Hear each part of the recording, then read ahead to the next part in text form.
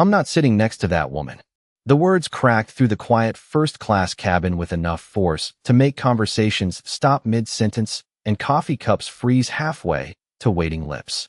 Every head turned towards seat 2A, where Naomi Brooks sat calmly by the window in a plain navy sweater, dark jeans, and simple leather sneakers, her carry-on tucked neatly beneath the seat in front of her.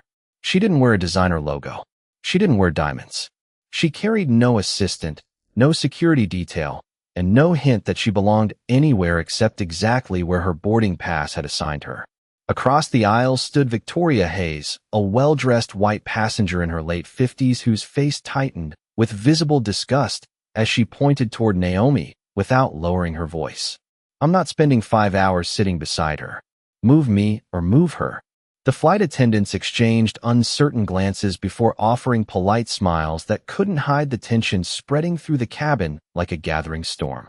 Several passengers quietly looked back and forth, unsure whether they had just witnessed an awkward misunderstanding or something far uglier. Naomi slowly lifted her eyes from the hardcover book resting in her lap. Her expression never changed. Years had taught her that silence often revealed more about other people than anger ever could. Is there a problem? She asked softly. Victoria folded her arms. Yes, I paid for first class. I expect a certain environment. The sentence hung in the air longer than anyone wanted. One businessman lowered his laptop. A young mother across the aisle instinctively pulled her headphones away to listen. Near the galley, a rookie flight attendant named Emily Carter felt her stomach tighten because she recognized that tone. It wasn't about a seat. It never was. The lead flight attendant stepped forward with practiced professionalism. Ma'am, both of you have confirmed reservations. Victoria barely let her finish. Then find her another seat. I'm not arguing. Naomi looked toward the flight attendant before answering with remarkable calm. Seat 2A is printed on my boarding pass. I'll remain where I am. There was no challenge in her voice. No sarcasm. Just certainty. Yet that quiet confidence somehow unsettled the people around her more than shouting ever could have. Outside the aircraft window, baggage carts rolled beneath the morning sun while ground crews finished preparing the flight for departure from Atlanta to Seattle. Inside, time seemed to slow. Emily noticed something unusual about Naomi. Most passengers facing public embarrassment became defensive within seconds. Naomi simply breathed, folded one page of her book, and waited. Almost as though she had lived this exact moment before. Victoria shook her head dramatically. Unbelievable. People like her always think the rules don't apply. A faint murmur spread through the rows behind them. One elderly passenger frowned. Another quietly whispered, "She hasn't done anything." Emily glanced at Naomi's boarding pass one more time on her handheld device. Green checkmark. Valid ticket. First class. No issue whatsoever. Yet the atmosphere inside the cabin no longer felt like the beginning of an ordinary flight. It felt like the opening moments of something much larger, something no one aboard would ever forget. The lead flight attendant forced another professional smile, the kind that airlines train for situations where appearances mattered more than fairness. Her name tag read Melissa Grant, and although her voice remained polite, hesitation lingered behind every carefully chosen word. Ms. Brooks, perhaps we could find another comfortable seat so everyone can enjoy a peaceful flight. Naomi looked at her for a long second before answering. Is there something wrong with this seat? Melissa glanced toward Victoria, then back again. No, ma'am. Is there something wrong with my ticket? Melissa swallowed. No. Then I believe I am exactly where I belong. The answer was delivered without a trace of irritation, but it carried the quiet weight of someone who had spent a lifetime refusing to apologize for existing. Victoria released a frustrated laugh loud enough for nearby passengers to hear. This is ridiculous. You are choosing to create a scene over one seat. Naomi gently closed her book and rested both hands across. It's cover. I did not create this scene. The words landed softly, yet several passengers exchanged uncomfortable looks because everyone knew she was telling the truth. Across the aisle, a middle-aged accountant traveling home from a conference lowered his newspaper. Near row 3, an elderly couple stopped discussing their vacation plans entirely. Even passengers wearing headphones had begun removing them one by one. Emily stood frozen near the galley, watching the cabin transform from a collection of strangers into silent witnesses. She quietly refreshed the passenger manifest on her tablet one more time. Naomi Brooks. Seat 2 Alpha. Checked in 47 minutes earlier. Verified identification. Frequent executive traveler. No alerts. No seating conflict. Everything was exactly as it should have been. Yet somehow the woman with the valid reservation had become the person expected to compromise. Melissa leaned closer, lowering her voice. Sometimes it is easier to avoid unnecessary conflict. Naomi met her eyes with calm understanding rather than resentment. For whom? Melissa did not answer because she already knew the truth. Avoiding conflict almost always meant asking the innocent person to surrender first. Victoria sighed dramatically before speaking louder again. People pay thousands of dollars for first class because they expect standards. A few passengers shifted uneasily. The sentence carried implications no one wanted to repeat aloud. Naomi remained perfectly still. She had learned years ago that prejudice often exposed itself without needing encouragement. A flight attendant simply had to listen. Outside the aircraft, the boarding bridge remained connected while the final passengers stepped aboard. Inside, the captain announced a slight delay because of additional paperwork before departure. The explanation sounded routine, but inside the premium cabin, nothing felt routine anymore. Emily noticed Naomi briefly glance through the oval window toward the runway. There was no anxiety in her face, only patience. It was almost as if she had anticipated that this ordinary business trip might become something else entirely. Victoria crossed her legs and shook her head. I am not changing my mind. Naomi nodded once. Neither am I. The simplicity of that reply unsettled the cabin even more.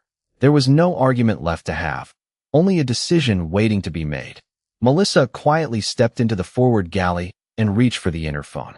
A moment later, another senior crew member appeared, followed by the purser carrying a tablet.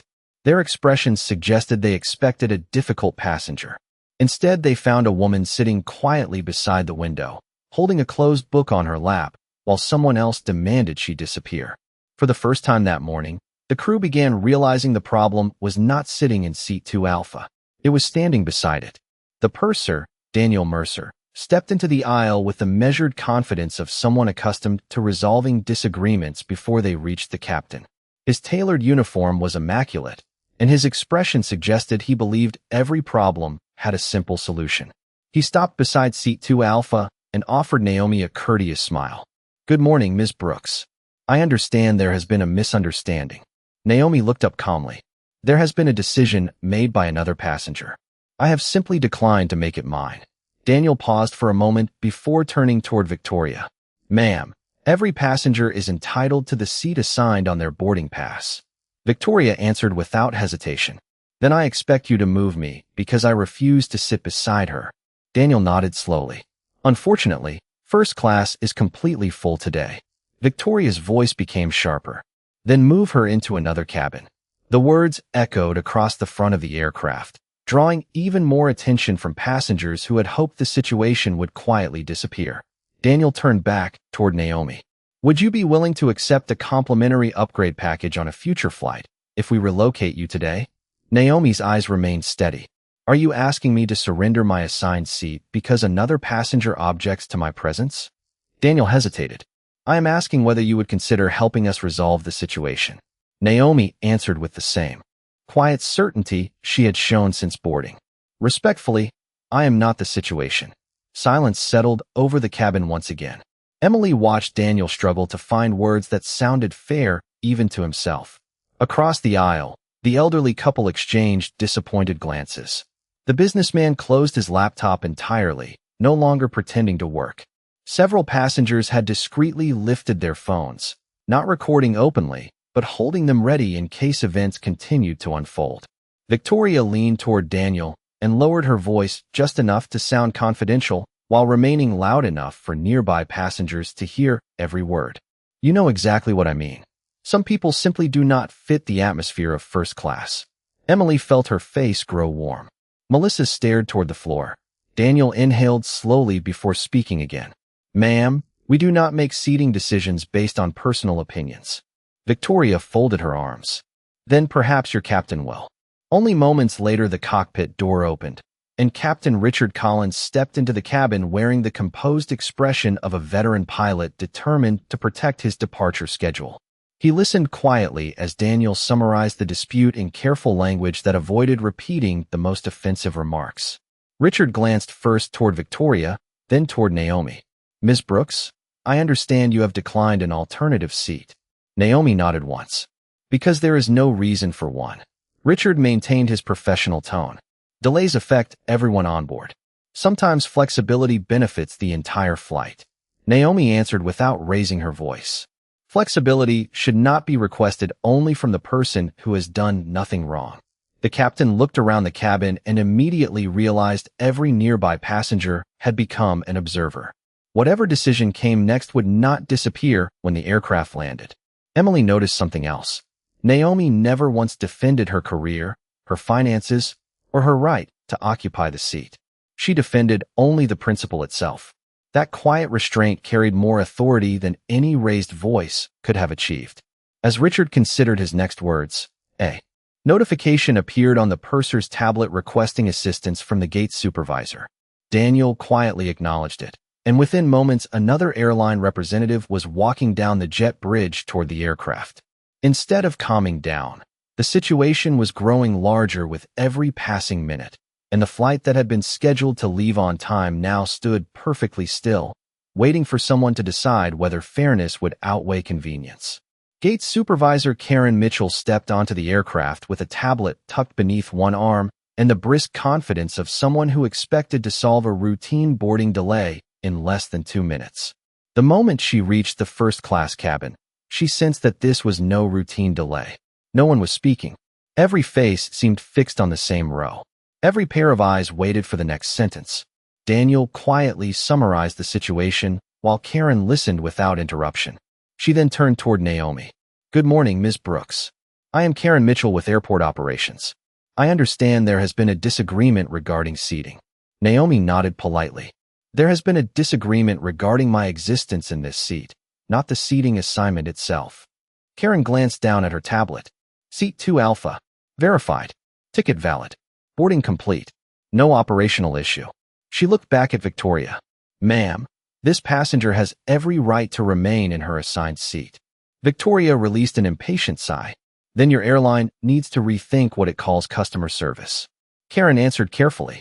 "Customer service does not include removing passengers from valid reservations because another traveler is uncomfortable." For the first time, someone in authority had spoken the obvious truth aloud. The silence that followed felt different. It no longer belonged to uncertainty. It belonged to accountability. Emily noticed several passengers exchange subtle nods. Across the aisle, the young mother finally spoke. She has been respectful this entire time. Her voice was gentle, but it carried through the cabin. A retired Air Force colonel seated one row behind folded his newspaper and added, "I have been listening since boarding. I have yet to hear this lady say one disrespectful thing." Victoria looked around in disbelief. "So everyone is taking her side now?" The colonel answered calmly. "People are taking the side of fairness." Emily felt relief wash over her. She had wanted someone else to say exactly that. A technology executive seated near the bulkhead quietly closed his tablet and spoke next. "This flight has been delayed because someone refused to sit beside another passenger, not because the passenger in that seat violated any rule." Heads nodded throughout the cabin. The atmosphere had shifted. Moments earlier, everyone had been watching. Now they were participating. Karen looked toward Naomi once more. "Ms. Brooks, I appreciate your patience." Naomi smiled politely. "Patience is easier than surrendering dignity." The sentence settled over the cabin with remarkable weight. Emily would remember those words for years. Victoria folded her arms tighter. "You all are making me sound unreasonable." No one answered immediately. The absence of support seemed louder than any argument could have been. Even Melissa avoided meeting Victoria's eyes. Outside the aircraft windows, baggage crews paused briefly as another service vehicle approached the gate. The departure clock continued moving, minute after minute. Inside the cabin, passengers no longer appeared frustrated with the delay itself. Their attention had shifted towards something larger than a schedule. They were witnessing a decision about what kind of behavior an airline would tolerate when everyone was watching. Emily looked once more at Naomi. She remained composed, her book still resting unopened across her lap. She had not demanded special treatment. She had not raised her voice. She had not reminded anyone of her accomplishments or status. She simply occupied the seat she had legally purchased and quietly refused to let another person's prejudice determine where she belonged. Karen's radio suddenly crackled with an incoming message from airport operations requesting an immediate status update. She stepped a few feet into the galley to respond in a lowered voice. When she returned, her expression had changed ever so slightly. She studied Naomi for another brief moment, as though noticing something she had overlooked before, while somewhere beyond the cabin door, a chain of phone calls had already begun that none of the passengers knew existed. Karen returned to the front of the cabin with measured steps, but before she could speak again, Victoria broke the silence herself. She looked directly at Naomi, her expression hardening as though every voice that had defended fairness only strengthened her determination. "You can pretend this is about principles all you want," she said. "The truth is people like you make everyone uncomfortable when you show up in places where you clearly do not belong." A sharp silence swept through the aircraft. Even the distant hum of the air conditioning seemed to fade beneath the weight of those words. Emily felt her breath catch. Melissa slowly lowered the passenger manifest she had been holding. Captain Richard remained motionless near the cockpit door. No one could honestly misunderstand what had just been said. Naomi did not answer immediately. She simply looked out the window for a brief moment, watching another aircraft lift gracefully into the pale Georgia sky. The sight carried her somewhere else entirely. 23 years earlier, she had been 26 years old, flying home after closing the first major investment deal of her career. She remembered wearing an inexpensive business suit she had saved for months to purchase, clutching a briefcase filled with contracts that represented everything she had worked for. Before boarding, another traveler had looked at her first-class ticket and laughed softly before asking whether she had accidentally walked into the wrong boarding line. On another flight years later, a gate agent had questioned whether her identification belonged to someone else because, as he awkwardly explained, she did not look like the executive profile listed in the airline database. There had been a hotel where a receptionist assumed she was delivering packages instead of checking into the penthouse suite. A luxury restaurant where someone politely directed her toward the service entrance. Different cities, different faces. The same quiet assumption repeated over and over. She had spent 2 decades building companies worth billions of dollars, yet prejudice never bothered to update its records. The memories disappeared as quickly as they had arrived. Naomi returned her attention to the present with the same calm expression she had worn since boarding. "I belong wherever I have earned the right to be," she said quietly, "just as every passenger does." Her voice never rose. It did not need to. The retired colonel slowly nodded. The young mother smiled faintly. Even the businessman across the aisle looked down for a moment, reflecting on how many times he might have witnessed similar moments without recognizing them. Victoria shook her head in disbelief. "You really think this is about race?" Naomi answered gently. "I think it is about assumptions. Sometimes people simply choose not to examine where those assumptions come from. No accusation, no anger, just a truth that settled over the cabin like morning light." Emily suddenly understood why Naomi never rushed to defend herself. She was not trying to win an argument. She was allowing everyone else to reveal who they were. Karen looked around the cabin and saw something remarkable. The passengers had stopped watching Naomi entirely. Their attention had shifted toward Victoria, toward the crew, toward the choices still being made. Accountability had quietly changed direction. Daniel glanced at his watch. Nearly 20 minutes had passed since boarding should have ended. Dispatch would soon demand an explanation. Just then Naomi reached into the side pocket of her leather carry-on and removed a slim smartphone. She unlocked it without hurry, scrolled through only a handful of contacts, and selected one familiar name. The phone rang only once before someone answered. Naomi spoke in the same calm voice that had never wavered throughout the entire ordeal. "Good morning, Claire. It is time to begin Protocol 7. There was a brief pause as she listened. Then she replied with quiet certainty. "Yes, I am still on the aircraft. Please proceed exactly as we discussed." She ended the call, returned the phone to her lap, and opened her book once again while everyone around her stared in complete silence, wondering why a single conversation had suddenly made Karen, Daniel, and even Captain Richard look at one another with unmistakable concern. No one spoke for several long seconds after Naomi ended the call. She simply adjusted the bookmark inside her novel and rested it across her lap, as though she had ordered another cup of coffee instead of quietly setting invisible machinery into motion. Victoria rolled her eyes. That little performance does not impress me. Naomi did not look up. It was not intended to. Captain Richard exchanged another uneasy glance with Karen. Neither of them understood what Protocol 7 meant, but both had spent enough years in aviation to recognize the difference between an empty threat and genuine confidence. Naomi had offered neither. She had simply made a phone call with the certainty of someone who expected results instead of reactions. Daniel's tablet suddenly vibrated. A priority message flashed across the operations application requesting that the aircraft remain at the gate until further notice. He frowned and refreshed the screen. The same message appeared again, this time marked urgent. Melissa noticed the change in his expression. "What happened?" she whispered. Daniel answered just loudly enough for the senior crew to hear. "Operations placed a temporary departure hold on this flight." Karen immediately reached for her radio. "Gate operations, this is Mitchell. I need clarification on the hold." A calm voice answered only seconds later. "Stand by. Executive Operations has requested no aircraft movement until additional instructions are delivered." Karen blinked. Executive Operations almost never intervened directly with a single domestic departure unless a significant safety or corporate issue existed. She lowered the radio slowly, her confidence beginning to give way to uncertainty. Victoria laughed dismissively. "Wonderful. Now everyone is delayed because she refuses to move." Before anyone else could respond, the retired colonel spoke again. "No, ma'am. We are delayed because you refuse to accept another passenger's right to occupy her assigned seat." Several people nodded. Even passengers farther back in first class leaned into the aisle, quietly following every exchange. Emily felt the atmosphere changing in ways she had never experienced during training. This no longer resembled a customer service disagreement. It felt like the entire airline had begun paying attention. Daniel's tablet vibrated again. This time the notification displayed a secure request from corporate flight operations asking him to verify that passenger Naomi Brooks remained on board and had not been relocated. He stared at the screen for several seconds before confirming her location.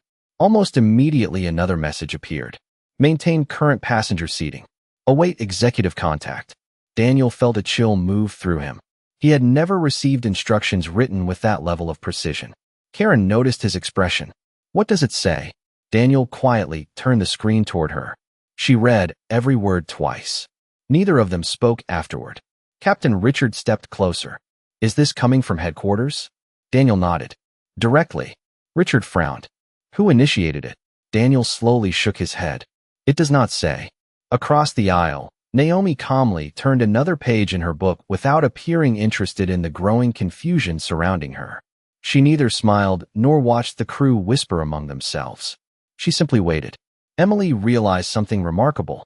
Naomi had never once asked for special treatment.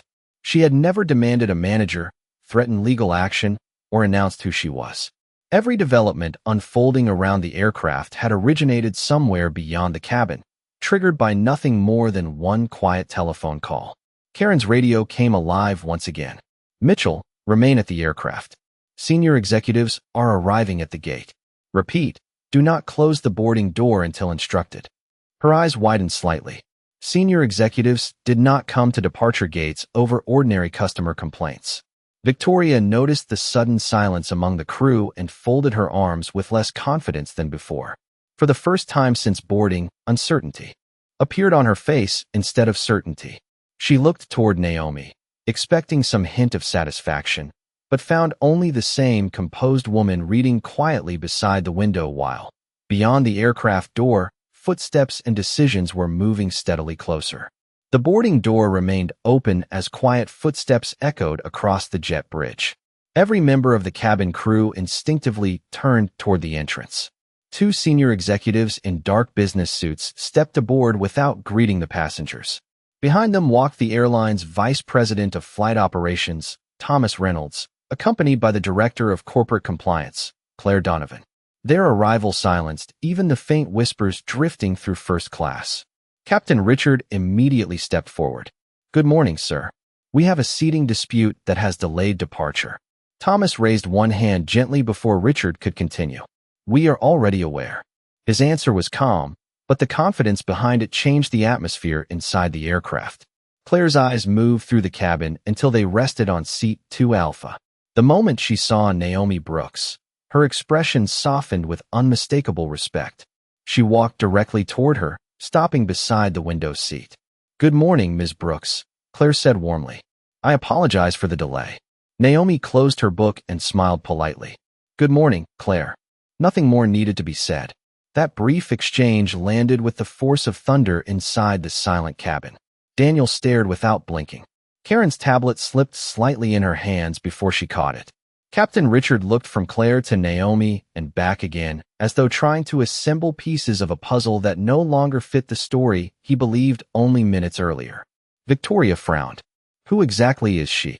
Thomas slowly turned toward the passengers before answering in a clear voice that reached every occupied seat in first class. "Ladies and gentlemen, I regret the circumstances that have delayed your departure this morning. The passenger seated in 2 Alpha is Ms. Naomi Brooks, chairwoman of Apex Aviation Holdings, the parent company that holds the controlling ownership of this airline." Complete silence followed. Even the engines outside seemed distant beneath the weight of those words. Emily felt her heartbeat quicken. Melissa covered her mouth with one hand. Daniel looked toward Naomi again, suddenly replaying every conversation they had shared since boarding.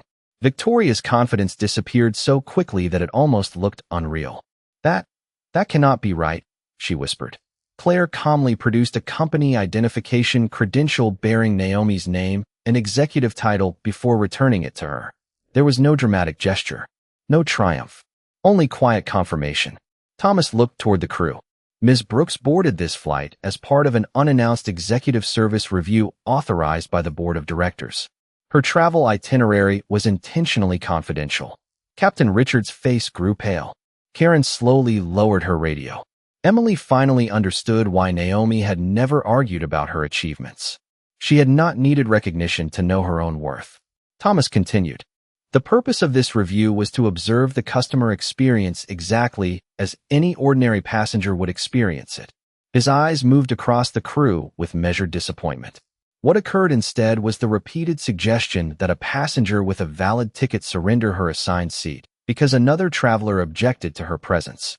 No one attempted to interrupt him. Victoria looked toward Naomi with growing disbelief. "You never told anyone who you were." Naomi met her eyes calmly. "Because the question was never whether you recognized a chief executive officer." She paused only briefly before finishing the sentence that settled over the cabin like a final verdict.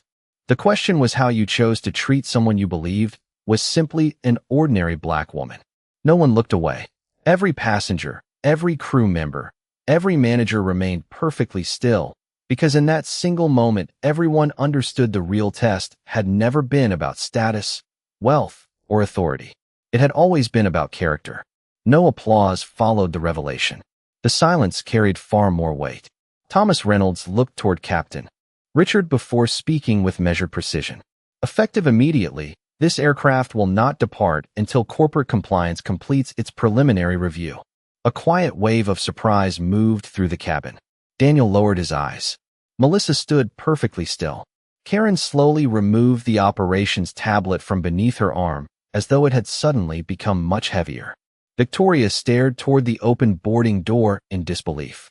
"You cannot seriously be delaying an entire flight because of this." Claire Donovan answered before anyone else could. "The flight is not being delayed because someone spoke. It is being delayed because company policies designed to protect every passenger may not have been followed."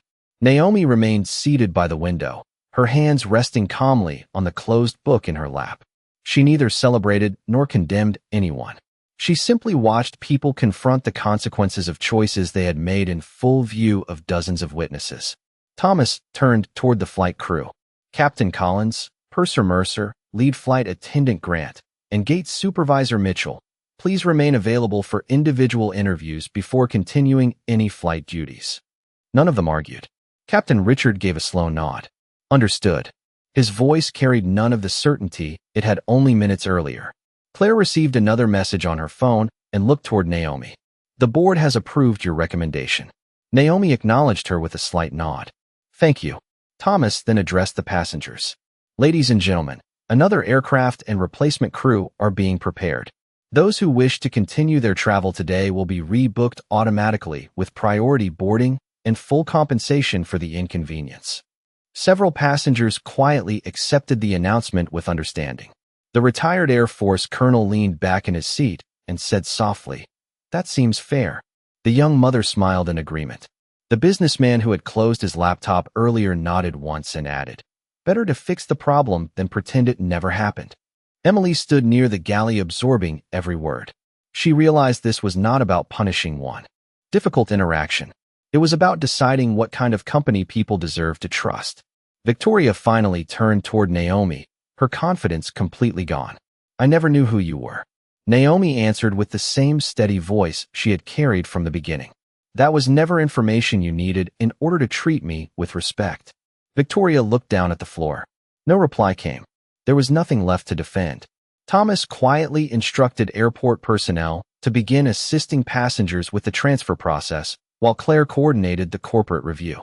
Outside the windows, the jet bridge remained connected as ground crews prepared a different aircraft for the waiting travelers. Inside the cabin, no one rushed toward the exit. The passengers lingered, not because they enjoyed the delay, but because they understood they had witnessed something larger than an interrupted schedule. Emily looked at Naomi one more time. The woman who had boarded dressed like any ordinary traveler had never demanded recognition. She had simply expected the same dignity every passenger deserved.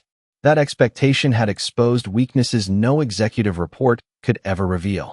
As crew members began gathering their materials for the formal review, Thomas paused beside Naomi. Protocol 7 achieved exactly what it was designed to do. Naomi offered a quiet smile. "Then let us make sure today changes more than one flight." Around them, the first-class cabin remained remarkably still, not with tension anymore, but with the unmistakable feeling that an entire culture had just been forced to look at its own reflection. The replacement aircraft was ready less than an hour later, but very few passengers hurried toward the new gate. Instead, many remained near the windows overlooking the original aircraft, quietly talking about what they had witnessed. It had begun as a disagreement over a seat and ended as a lesson about dignity that none of them expected to carry home. Emily stood beside the boarding counter waiting for her assignment. Before leaving, she saw Naomi walking through the terminal accompanied by Thomas Reynolds and Claire Donovan. There were no photographers. No reporters. No celebration. Naomi had requested that the review remain focused on improving the company rather than creating headlines. Thomas stopped beside her one final time. "The board has already authorized a full review of customer service training, escalation procedures, and bias reporting across the airline." Naomi nodded thoughtfully. "Good. Policies only matter if people have the courage to follow them when they are inconvenient." Claire smiled. "The passengers who spoke today reminded us of that." Naomi looked through the terminal windows toward the aircraft that still sat quietly at the gate. "They reminded all of us." A few moments later, Emily gathered enough courage to approach her. "Ms. Brooks." Naomi turned with the same calm expression she had worn all morning. "Yes." Emily hesitated before speaking. "I almost stayed quiet because I was new. I was afraid of saying the wrong thing." Naomi smiled warmly. "Experience teaches procedures. Character teaches courage. Never confuse the two." Emily felt those words settle into her heart more deeply than anything she had learned during training. Nearby, the retired Air Force colonel walked past and tipped his cap respectfully. The young mother smiled and wished Naomi safe travels. Even the businessman who had spent most of the morning silently observing stopped long enough to shake her hand. None of them congratulated her because of her title. They thanked her because she had refused to surrender something much more important than a seat. She had refused to surrender her dignity. Victoria remained seated alone near the original gate, staring through the glass at the aircraft. She looked smaller now, not because anyone had humiliated her, but because the assumptions she had carried with such confidence had finally been exposed. Naomi walked past her without anger or celebration. Victoria quietly stood. "Ms. Brooks." Naomi paused. "Yes." Victoria lowered her eyes. "I should have treated you with respect before I knew who you were." Naomi answered gently. That is the only respect that truly matters. There was nothing more to add. Naomi continued walking toward her new departure gate with the same quiet confidence she had carried from the moment she first boarded the aircraft. The terminal slowly returned to its ordinary rhythm as announcements echoed overhead and travelers continued their journeys. Yet for everyone who had witnessed that morning, something had changed. They would never again look at an ordinary boarding pass, an ordinary traveler, or an ordinary seat in quite the same way. Long after the aircraft finally departed, the real destination of that day had never been Seattle. It had been a higher standard. Naomi never raised her voice. She never demanded applause. She never reminded anyone of her power until the truth required no introduction. She simply proved that dignity does not come from a title, a bank account, or the seat someone occupies. It comes from the quiet decision to treat every person with equal respect before you know anything about them. And as the aircraft finally lifted into the bright American sky, one lesson remained behind for everyone who had been there to hear it. You do not measure the strength of a company by how it welcomes its most powerful leaders. You measure it by how it treats the person it believes has no power at all.